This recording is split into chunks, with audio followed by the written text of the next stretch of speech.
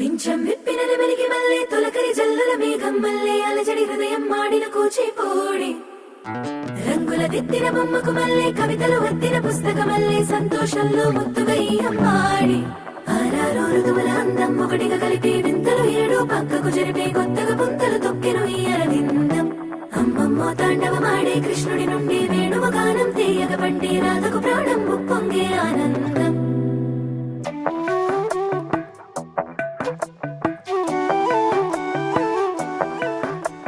మధురము కదా ప్రతొక నడక నీతో కలిసేలా తరగని కథ మనదే కనుక మనసు మురిసినిలా ఉసురేమో